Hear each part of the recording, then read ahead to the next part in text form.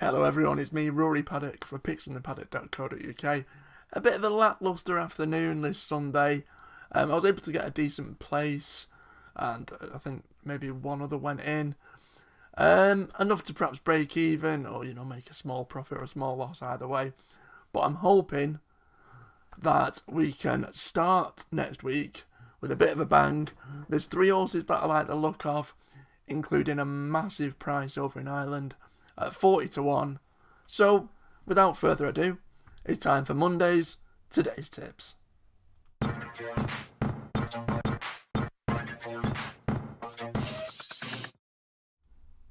Hello everyone, it's me, Rory Paddock, obviously, and it's time for today's tips. It is currently 6:44pm. It's on Sunday and I'm looking ahead to Monday's action. As I've already mentioned, there are 3 horses that I like the look of. Without further ado, I'm going to get stuck into it.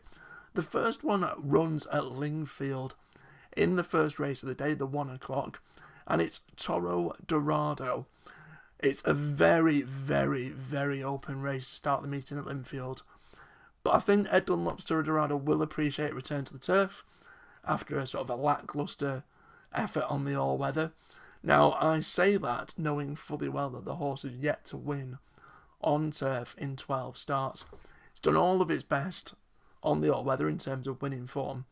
However, did produce 2 consecutive third-placed efforts when last seen on the turf, so clearly handles the surface, and it shouldn't be too much of an off-putting issue. Also, Ed Dunlop hasn't had a stellar year by his standards, however did manage to bag a really big prize winner at York. I think it was 22-1 earlier today, so hopefully the yard's fortunes are turning around. The horse is priced at around 9-1, and I think in what looks a very open race, a 9-1 shot for a place as an each-way bet looks a decent way to go for Toro Dorado in the 1 o'clock at Lingfield.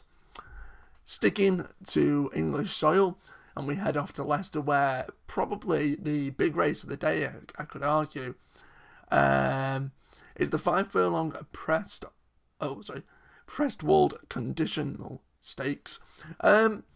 Blue de Vega aims to make it 4 wins on the trot after wins at Newmarket, Ascot and Sandown.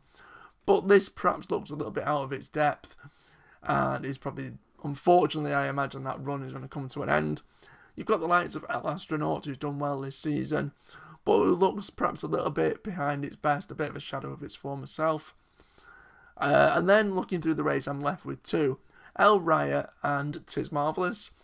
Now, considering Tis Marvellous finished 4th behind Batash earlier in the year, in the same race in which El Raya finished stone last, 7th of 7, I think that makes up my mind.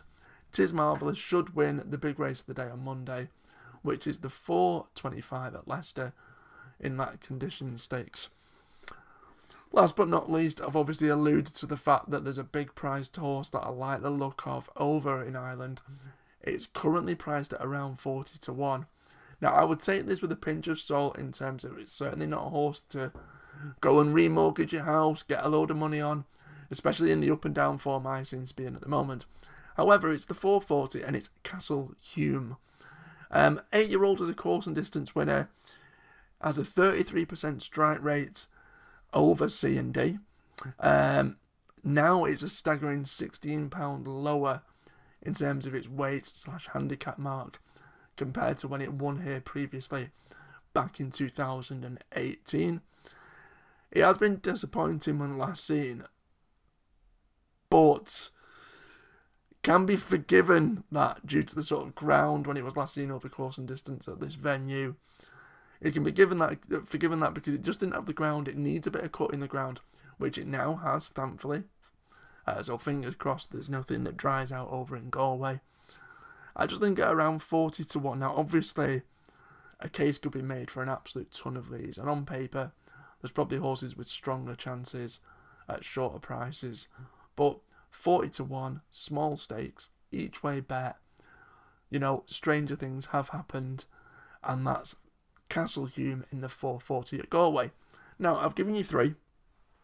And I'll be honest, not one of them is my nap for the Racing Post that I've sent over. I'm going to be a bit devious and perhaps a little bit cheeky. And I'm not going to actually give you my nap of the day until Monday morning when I tell you the rest of the teams. You'll see that on our social media, on Facebook or on Twitter. If you do want the nap this evening, this video on Facebook needs to have at least 10 likes. And on Twitter, it needs to have at least 10 likes. And if I get those magic 20, 10 from each, then I will tell you this evening, or as soon as those come through, I will let you know what the nap is. But what I will do is I'll give you a little teaser. The horse runs prior to 3:30. It runs in England. And it's got a 100% strike rate at the venue that it's lining up at. I've said too much already. However, as always, good luck if you follow. Thanks for any likes, shares, comments, retweets and so on. As always, I've been Rory Paddock for picksfromthepaddock.co.uk. Now good luck, and hopefully on Monday we can back